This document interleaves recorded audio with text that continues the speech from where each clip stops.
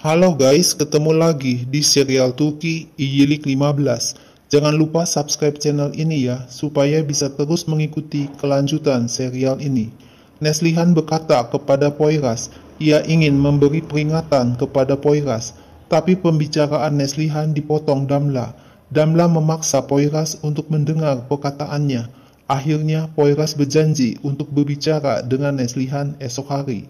Dalam perjalanan naik bis kota, Neslihan ditelepon Atilla kalau tempat persembunyian Murad kosong.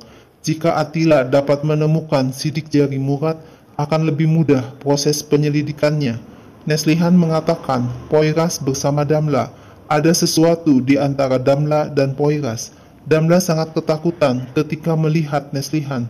Neslihan tiba di rumah dan melihat ada Koray sedang berbicara dengan Sahika. Koray memeluk Neslihan. Koray berkata rumahnya besar dan bebas untuk Neslihan tinggal. Neslihan tidak akan menjadi beban buat Koray. Koray senang bersama Neslihan. Neslihan harus membangun kehidupan baru dengan anak-anaknya. Neslihan bilang apa yang telah terjadi di antara dia dan Koray, perasaan cinta Koray, masa lalu mereka berdua. Neslihan sudah memikirkan semuanya dan dia tidak mau. Sahika memberitahu Neslihan kalau Damla bergabung di perusahaan dan Damla sekarang menjadi bos di perusahaan. Damla telah membeli saham perusahaan. Neslihan kaget melihat Damla bersama Batu di sekolah. Neslihan berkata mengapa Damla mengancamnya. Damla tahu mengapa Neslihan datang kepada Poyraz. Jika Neslihan mengatakan sesuatu tentang Damla kepada Poyraz, Damla akan membuat Neslihan merasa menyesal. Neslihan disuruh menjaga anak-anaknya. Setiba di rumah, Sahika bertanya apa yang dilakukan Damla di sekolah anak-anak. Neslihan menangis kesal dan berteriak, ia tidak tahu bagaimana ia akan membeli makanan. Neslihan juga tidak tahu mengapa Damla datang ke sekolah. Neslihan memeluk Batu dan Nehir dengan erat. Malam harinya, Neslihan mendapat SMS dari Koray. Koray mengatakan, Neslihan mencoba hidup yang tidak pantas untuknya dan anak-anak. Koray mengirim foto Damla sedang makan malam bersama Poyraz. Sahika menemukan foto pernikahan Atilla. Tidak lama Atilla datang dan Neslihan memberikan foto tersebut kepada Atilla.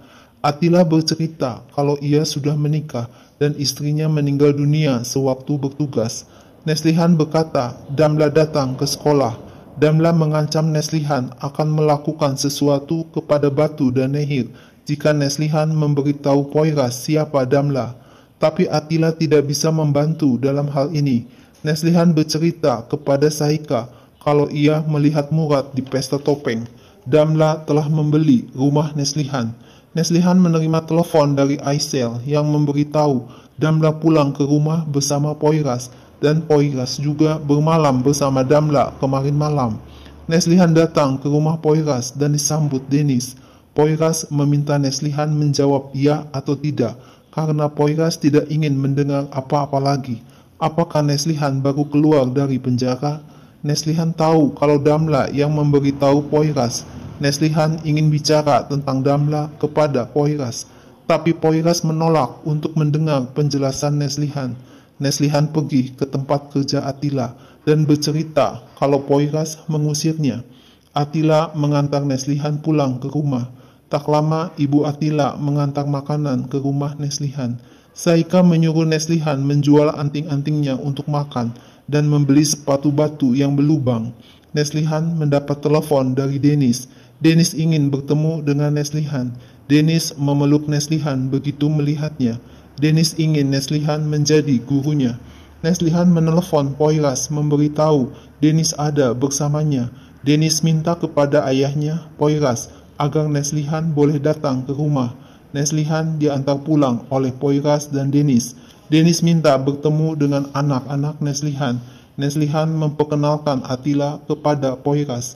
Neslihan berkata Deniz sangat bahagia bermain bersama Batu dan Nehir. Poyraz minta maaf kepada Neslihan. Atilla sudah menceritakan masalah Neslihan kepadanya. Neslihan mengatakan setidaknya tidak ada salah paham di antara mereka. Neslihan menerima telepon dari Aysel yang memberitahu kalau Murad datang ke kamar Damla. Murad mencoba untuk membunuh Damla. Neslihan langsung memberitahu Atilla kalau Aisyah telepon memberitahu Murad datang ke rumah dan menyerang Damla. Atila langsung menyuruh anak buahnya, Kadir, untuk mengikuti Murad dari rumah Neslihan yang lama.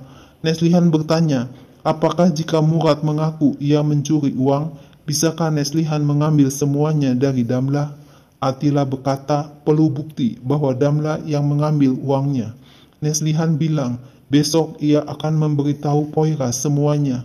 Neslihan dan Atila tidak tahu kalau Paman Damla diam-diam membuat foto mereka berdua. Pagi harinya, Neslihan mendapat SMS dari Atila, memberitahu Damla datang ke kantor polisi. Neslihan memberitahu Sahika kalau Murad tertangkap, mereka akan kembali ke kehidupan semula. Sahika minta Neslihan menolak untuk mengajar anak Poyras. Poyras bukan keluarganya. Biarkan Poyras bekerja sama dengan Damla. Neslihan bilang ia tidak akan memaafkan Murad dan Damla. Neslihan datang ke rumah Poyras untuk memberitahu sesuatu yang sangat penting.